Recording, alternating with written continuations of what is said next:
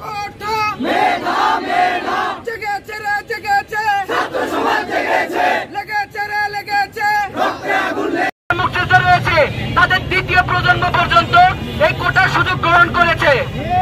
তাদের ছেলে মেয়েরাও এই কোটার সুযোগ গ্রহণ করেছে, কিন্তু পৃথিবীর ইতিহাসে কোন দেশে নেই যে একটা দেশের সে তাদের দ্বিতীয় প্রজন্ম তাদের নাতি নাতনি কোটার সুযোগ সুবিধা পাবে।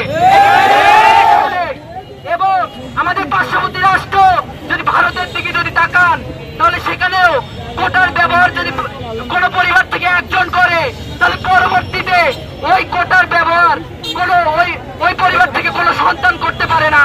কিন্তু বাংলাদেশে এসে কেন আমরা কোটার ধারাভাবে ব্যবহার করব?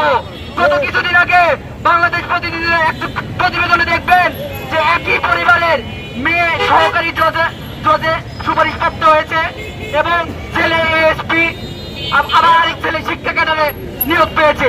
একই পরিবারের 3 জন সন্তান তারা সরকারি চাকরি পেয়েছে, কিন্তু আমরা যারা মেধাবী রয়েছি তারা হাইস্ট নাম্বার পেয়েও আমরা আমাদের অধিকার বুঝে পাচ্ছি না। অবিলম্বে কোটার যৌক্তিক সংস্কার করা হোক, 5% আনা হোক। মাননীয় প্রধানমন্ত্রী সেই সংসদে উঠে দাঁড়িয়ে বলেছিল যে আমাদের এই কোটা বৈষম্য থাকবে না, এই কোটা তুলে দিবে। কিন্তু আজকে এসে দাঁড়িয়ে 2024 সালে হাইকোর্ট থেকে একটা রায় ঘোষণা দিল, তারপর থেকে সারা বাংলা আজকে উত্তপ্ত। আমরা বলতে চাই আমরা এই কোটা খেলতে চাই না, আমরা রাজপথে থাকতে চাই না, আমরা সাধারণ শিক্ষার্থী, আমরা ওই পরের টেবিলে যেতে চাই। অবিলম্বে এই কোটা সংস্কার করা হোক। কোটা আমরা আগে থেকে দাবি জানিয়েছি যে কোটা যদি থাকে সেটি 5%-এর ঊর্ধ্বে নয়। কমিটির উদ্যোগে আজকে সারা দেশব্যাপী স্মারকলিপি কর্মসূচির অংশ হিসেবে আজকে আমরা বগুড়া সাতমাথায় বিক্ষোভ সমাবেশ সেশনীয় রাষ্ট্রপতি মহোদয় বরাবর জেলা প্রশাসকের মাধ্যমে স্মারকলিপি প্রদান করব। সংগ্রামী সাথী ও বন্ধুগণ, আপনারা জানেন যে সারা দেশব্যাপী এই কোটা সংস্কার আন্দোলনে আমরা দাবি জানিয়েছি যে বৈষম্যমূলক কোটা প্রথা যে রয়েছে আমরা কোটার 5% এর সংস্কার চেয়েছি। আমরা যতদিন পর্যন্ত সংস্কার না হবে আমরা রাজপথে থাকবো এবং আমরা বলেছি যে 48 ঘন্টার মধ্যে মাননীয় রাষ্ট্রপতি মহোদয় বরাবর স্মারকলিপি প্রদানের পর 48 ঘন্টা পর্যন্ত আমরা দেখব, তারপর পরবর্তী কর্মসূচি আমরা ঘোষণা করব। সংগ্রামী বন্ধুগণ, আপনারা জানেন কিছুদিন আগে ঢাকায় আমাদের শান্তিপূর্ণ সমাবেশ হয়েছে। সেখানে শাহবাগ থানার ওসি সে নিজেও বলেছে যে ছাত্ররা শান্তিপূর্ণ সমাবেশ শেষ করেছে, কিন্তু হঠাৎ করে আগামীকাল তারা ঘোষণা দিয়েছে একটা মিথ্যা মামলা দিয়েছে, আমাদের ছাত্রদের উপর একটা মিথ্যা মামলা দিয়েছে, সেখানে নাকি 5 লক্ষ টাকা ক্ষতি হয়েছে। আমরা এর তীব্র নিন্দা জানাই। আপনারা দেখবেন গত 2 দিন আগে কুমিল্লায় যে নির্মমভাবে হামলা চালালো তার প্রতিবাদে আমরা বিক্ষোভ সমাবেশ করেছি। আমরা তার সুষ্ঠু বিচার চাই এবং এর বিচারের দাবি জানাই আজকের এই সমাবেশ থেকে। সংগ্রামী বন্ধুগণ, আজকে সকলের অংশগ্রহণ এবং এখানে উপস্থিত রয়েছেন সাধারণ শিক্ষার্থীরা। কোটা না মেধা, মেধা মেধা, কোটা না মেধা, মেধা মেধা, কোটা না মেধা, মেধা মেধা, কোটা না মেধা, মেধা না কোটা, মেধা মেধা, জেগেছে রে জেগেছে ছাত্র সমাজ জেগেছে, লেগেছে রে লেগেছে রক্তে আগুন লেগেছে। সংগ্রামী বন্ধুগণ, আপনারা জানেন 2018 সালে আমাদের দেশের মাননীয় প্রধানমন্ত্রী সেই সংসদে উঠে দাঁড়িয়ে বলেছিল 2024 সালে হাইকোর্ট থেকে একটা রায় ঘোষণা দিল, তারপর থেকে সারা বাংলা আজকে উত্তপ্ত। আমরা বলতে চাই আমরা এই কোটা খেলতে চাই না, আমরা রাজপথে থাকতে চাই না, আমরা সাধারণ শিক্ষার্থী, আমরা ওই পরের টেবিলে যেতে চাই।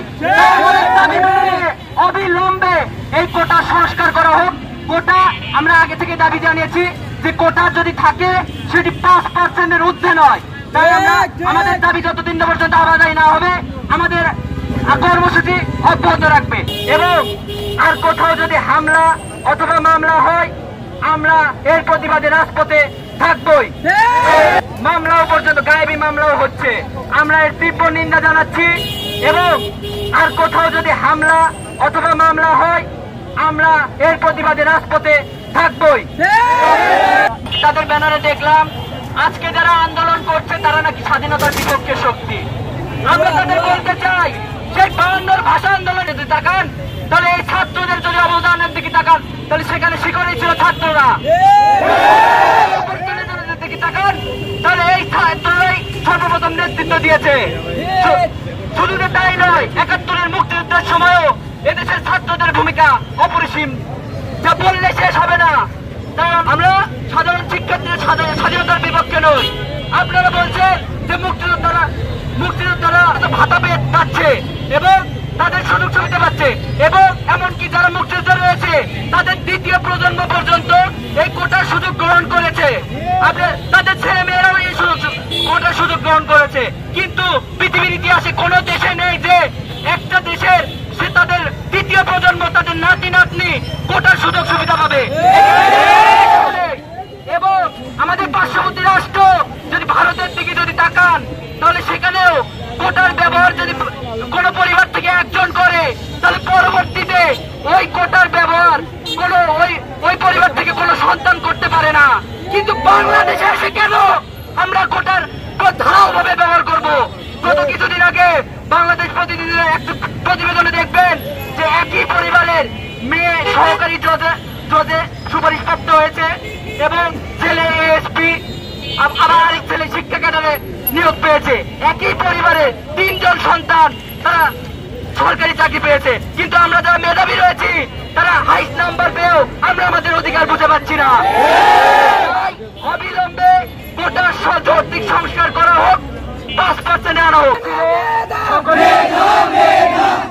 বৃষ্টি হলে আমাদের চলবে, বৃষ্টি হলেও আমাদের সমাবেশের কার্যক্রম চলবে, কেউ হতাশ হবেন না। আমাদের